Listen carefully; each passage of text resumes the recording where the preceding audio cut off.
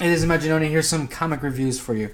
Now, before I go into the reviews, I want to talk about the newest Captain America that came out, where it's basically the standoff where he's basically going to take control over Hydra, and that's leading us right into Secret Empire.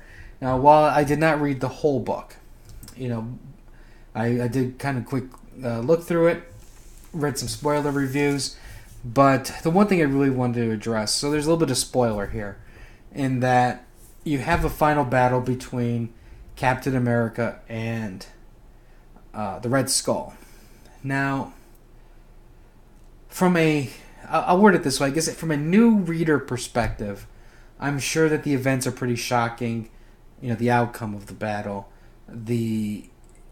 Overall, I think those people might treat the book differently.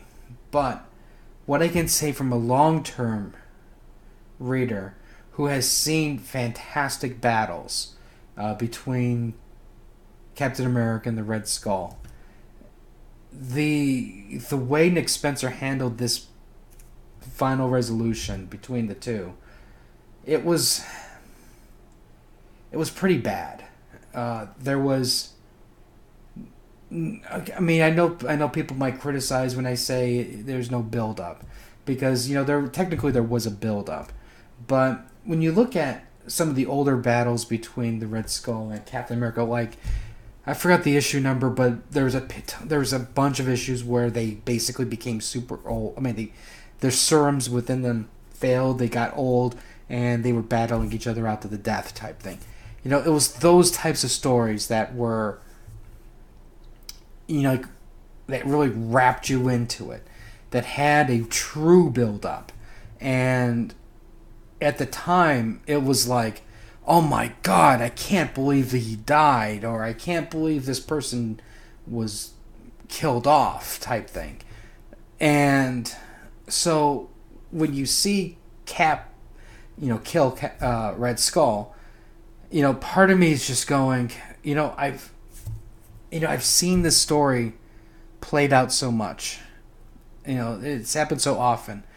And it happened in such a way that it was like, it wasn't even a dignified death. I hate the Red Skull, it wasn't even a death that was worthy to even write about.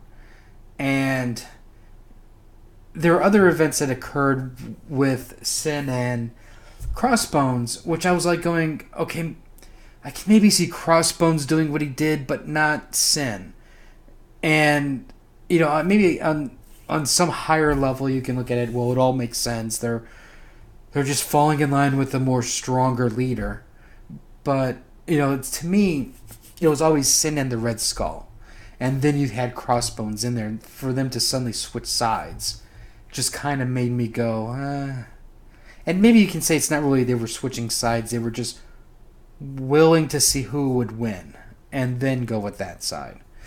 But to me, it's just, I don't know. To me, it was just anticlimactic. It was basically, to me, it looked like they were so busy focusing on the past and how time has changed and how the history of everything, that when you got to the actual fight itself, there was nothing left. There was no pages left. They had to cut away from a lot of the build-up that should have occurred between these two.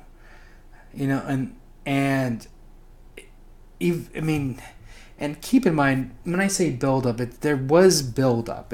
But it just wasn't the type of build-up where you really had the sense of there's only one person that's going to live type thing. And it was just, to me, it was just a sad, sad, sad death. It was just bad. But anyways, let's get on with some reviews. The Walking Dead. We don't spoil. Nobody's supposed to spoil The Walking Dead. All I will say is this was a pretty good read. Superman. Now, when I first saw this, I was like, read this, I should say. I was like, oh my God. Yet another story about Superman playing catch with Superboy, and Batman shows up for pie. Literally, Batman shows up and they eat pie in the kitchen at night because Batman wants to talk about Superboy. And I was all ready to write this book off until I got to the very end, where there's something not right in Smallville. And that just pulled me right back into this book, and I'm like very, very pleased with it. Everything that happened beforehand makes sense, and I really, really enjoyed this book a lot.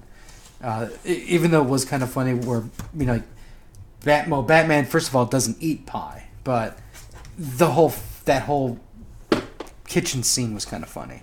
But overall, this actually turned out to be a much more enjoyable read than I originally thought it was going to be. Batman 20.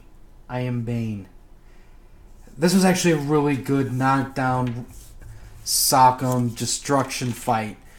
It really had the impression. I really had the impression of it's like there was some serious pain in this fight, and like it was one of those things where you can just feel every punch.